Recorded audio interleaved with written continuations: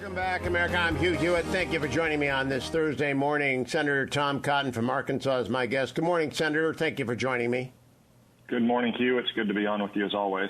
I've got a lot of things to cover. I'm going to begin perhaps counterintuitively with your service on the Senate Judiciary Committee. I played part of your questioning of the nominee Jennifer Sung to the Ninth Circuit. I would not vote to confirm anyone who signed such a letter. Will you? No, of course not, Hugh. Jennifer Sung is a far-left lawyer who signed a letter the day after Brett Kavanaugh was nominated. I think she called him intellectually and morally bankrupt and predicted that people will die if he's confirmed. Look, I understand disagreeing with Brett Kavanaugh's rulings when he was a judge and now a justice. I've disagreed with them here and there as well. I've disagreed with pretty much every justice's rulings here and there, some a lot more than others, obviously. But I'm not aware why you'd call him morally bankrupt. And Ms. Sung obviously couldn't predict the person or couldn't point to the person who has died in the last 3 years since we confirmed Brett Kavanaugh to the court. I got to say to you, though, that's just the tip of the iceberg. The Biden administration has nominated dozens, maybe hundreds of people whose Twitter feed show them to be totally unhinged. I mean, they really went off the deep end in the Trump era. Some people that I genuinely respected from the Obama era, maybe I didn't agree with them all the time, but I thought, especially in the world of national security, they were responsible, sensible, sober-minded professionals, even if we had our disagreements here and there about, say, how to confront ISIS or what our policy in Iraq was.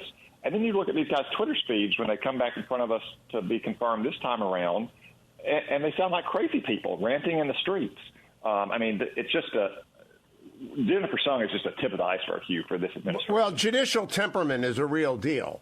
And the idea that someone would sign a letter with that kind of language in it, there has to be an example made so that people stop sending letters like that, which are unhinged. So my question is, do you think you'll have one Democrat join you? Because you'll need one to stop it, won't you? We will need one, and that has not been the case on many of these nominations, Hugh. You know, we were able to stop the radical gun grabber who Joe Biden nominated, head the ATF, because the Democrats couldn't get the votes.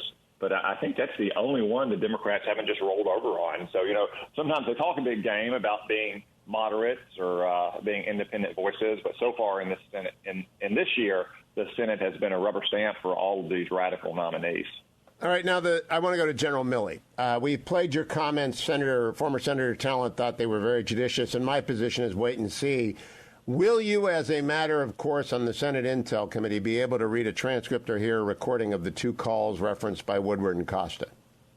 Well, Hugh, I don't know about the Intelligence Committee. The Armed Services Committee, I suspect, will be pursuing those. You know, we have Secretary Austin and General Milley coming to testify in just a few days. These are serious reports. General Milley needs to address them. We'll be sure he does address them. At the same time, I don't take on face value everything that Bob Woodward writes, and we could go back through what he's written over his last two books about Donald Trump and a lot of Donald Trump's senior advisors, many of which I know to be inaccurate. So I think General Milley needs to address these reports, but at the same time, I don't think we should take as gospel something just because it appears in Bob Woodward's book. Now, Admiral Stavridis said he knows the general has a huge respect for his combat record, his bravery, his intellect, his hockey playing at Princeton, et cetera. And I know all that, too, so I am holding judgment. But I had a caller ask this very good question, which hadn't occurred to me. If he spoke disparagingly about the commander-in-chief, would that be cause for removal?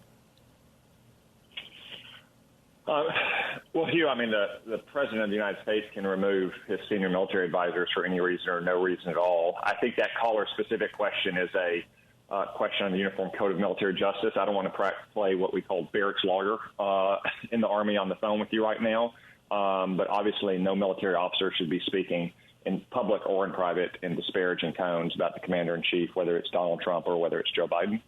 Especially if you're talking to the counterpart in Chinese communist. Well, that would be doubly true. Now, I want to ask you about Afghanistan and Secretary Blinken. Yesterday, Boris Johnson sacked Dominic Raab, doing what ought to have been done by every government involved in this fiasco, taking the political accountability to the highest level, and there may be more coming. Should Tony Blinken be fired? Hugh, the problem with our Afghanistan debacle is the one person who is most responsible and should be fired is the man at the top, Joe Biden. But Tony Blinken did perform terribly, not just over the last month, but over the last 6 months. I can tell you, without getting into the details, that the CIA was superb in its efforts, not just to save its own people and the Afghans with whom it had worked, but it helped save all those Americans who Tony Blinken's State Department had let down, if not totally abandoned. The military, at the last minute, when it was impressed with 6,000 new troops in a job that it never should have had to do, did that job extraordinarily well, imposing some order on the chaos in the final days of Kabul as they raced to get Americans out of theater. But it was Tony Blinken's State Department that was the lead proponent once we declared that we were leaving to make sure that we left in an orderly fashion, that our embassy was able to process everyone who was eligible and vetted for a special immigrant visa, that they were able to leave the country in an orderly fashion. And they did none of that. They didn't surge manpower into the country until the very final days. They didn't declare a non-combatant evacuation operation until Kabul was wide open, just a couple days before it fell. They were consistently behind the curve.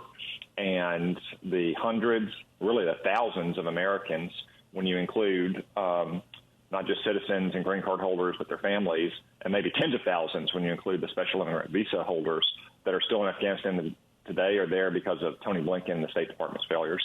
Now, Senator, you bring up something that just frustrates me, and I greatly admire, as you know, Governor Romney, Senator Portman. They engaged on the number of LPRs, and Blinken gave the same answer. The Secretary said thousands. That could be from 2,000 to 999,000. Do you have any idea how many LPRs, green card holders, we left behind? You know, Hugh, I don't have much better idea than what you saw yesterday because the Biden administration at this moment still refuses to release that. I sent a letter with 26 other Republicans to Blinken a couple weeks ago demanding that they break down in very precise categories how many citizens are present, how many legal permanent residents are present, how many special immigrant visa holders are present, how many of those people had a special immigrant visa before August 15th. So we're not just including random people that the State Department slapped their name on a visa to try to make it look like they were getting more out. We still haven't heard back from the State Department about that. The State Department will not be getting any nominations approved on fast track until we hear that. But the reason, as you suggested on your show many times, Hugh, is that the Biden administration doesn't want to be held responsible to a baseline number. If they came out and said down to the exact number or within 25 or 50, they would be held responsible for that. If they just give this wide range of hundreds or thousands, then they can continue to say that we got almost everyone out or got out whoever wants to get out. Well, that's why the question that ought to be asked by every senator is, give us the minimum number of known citizens, those with whom you've had contact. You must. I'm not holding you to it. There might be more, but what's the minimum number of people from whom you've got emails or phone calls that you know there in every category? Why doesn't any of your colleagues take like evidence 101 or cross-examination 101? Well, Hugh, I think you saw yesterday and the last 2 days, really, with Blinken in front of the House and the Senate, that even if they had asked that specific question, I don't think Blinken would have answered it. The last thing this administration wants is accountability for the fiasco in Afghanistan, a specific number against which they can be held accountable. They just want the whole thing to disappear. They want to act like it was an extraordinary success, as Joe Biden said bafflingly, and they want to move on to their reckless and partisan tax and spending bill. So even if you had Perry Mason up there yesterday, I think Tony Blinken would have filibustered and refused to answer. That's why we have checks and balances, Hugh, though, and that's why the State Department is not getting any nominees confirmed anytime soon until they start producing these answers. Will you be able to ask Secretary Austin and General Milley the minimum number that they are aware of or were aware of at such time as they left Afghanistan? Because I just don't think we have a scale to this problem yet. We don't know how big the disaster is. We can't ask them that. And they may have some figure, Hugh, but you got to remember they and the intelligence agencies are in support of the State Department when it comes to a non-combatant evacuation. It's the State Department who has that data. It may not be fully shared. And even if the military or the CIA can say, here's the number of minimum contacts we know, that could still just be the tip of the iceberg, because it may be just the people with whom they've worked, whether it's interpreters for the military or some of our partners in counterterrorism operations in Afghanistan for the intelligence world. There may be a whole world of people out there that they have no idea about. The State Department sits at the center of immigrant visa processing. They're the ones that should have all the information. Very last question. Are you aware of any American special operators retired still operating in Afghanistan, attempting to get people out? Do we still have our heroic veterans running what ought to have been the State Department's mission? I don't want to comment on where certain Americans may be working this problem from, Hugh. I will say that my office has been in contact over the last 6 weeks with a lot of amazing and heroic Americans, veterans of our special operations community, veterans of our intelligence world, who are still working tirelessly to help all those people who are left behind in Afghanistan, who are Americans or green card holders or who helped us through thick and thin, and who they're not willing to surrender to the mercies of the Taliban the way Joe Biden has. Senator Cotton, you're doing a great job. Thank you. Please keep coming back, and I hope you get Secretary Blinken in front of you sometime. It just seems to me you know how to ask questions, and I appreciate your questioning of nominee Sung.